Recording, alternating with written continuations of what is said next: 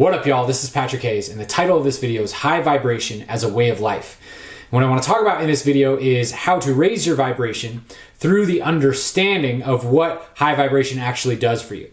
So, what I want to start with is the idea that our vibration is very much like a lens through which we perceive our reality.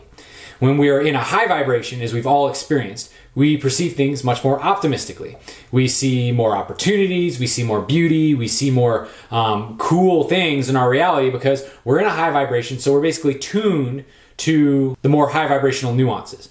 Now, conversely, if we're in a negative vibration, we see things more pessimistically. We're more aware of the things that we dislike or that are frustrating, and we kind of highlight all those negative things. So when we look at the physical world, when we walk around, when we even look at like the circumstances that we're experiencing in our world, they're very much like neutral props or neutral facts. So you can think of it like this, like if you come across a log in the forest, that log is just a log sitting in the forest. But what does that mean to you?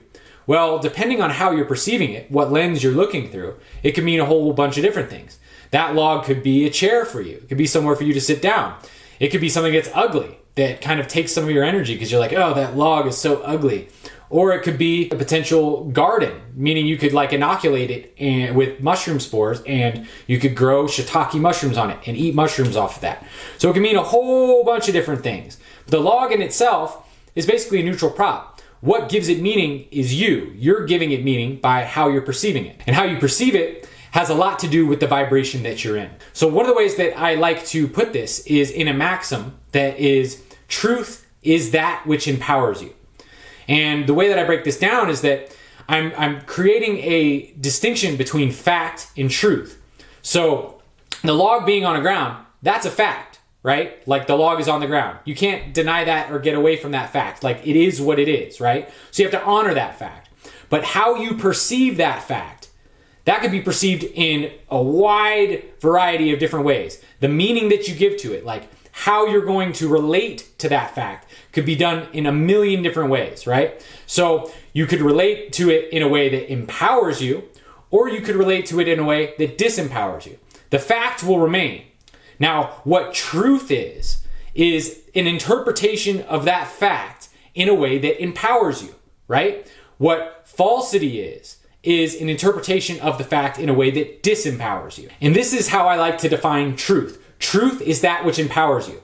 There's facts everywhere. You can't deny the facts. Facts just are, right? But the interpretation of the facts in a way that is empowering is truth. If it's disempowering, it's false. And this is really powerful because what this gives you the opportunity to do is that when you catch yourself interpreting something in a way that's disempowering, you can rest in the knowing that it's not actually true. It's not true, right? Because it's not empowering you.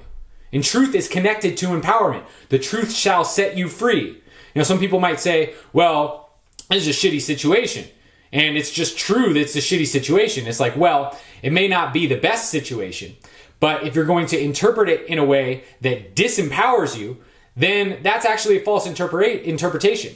It may be challenging. It may not be the most fun thing in the world, but it still can be interpreted in a way that empowers you, that teaches you something, that helps you grow. And when you interpret it in that way, you're actually interpreting the truth to it. Now, the degree of truth that you're interpreting is the degree of empowerment that it provides for you. So, you can say the ultimate truth is like the absolutely most possibly empowering interpretation of whatever it is that you're talking about, right? And there's degrees, right? There's maybe a slightly empowering interpretation, and then a more empowering, and then a super empowering interpretation. And conversely, it goes in the other direction also. See, what happens sometimes is people get truth and facts confused, right? And they think that certain facts only have one interpretation. So the fact that there's a challenging situation in your life might be, from a confused perspective, seen as a truth that can only be perceived as negative or disempowering. But that's actually not true. The misconception there is that you cannot reinterpret it.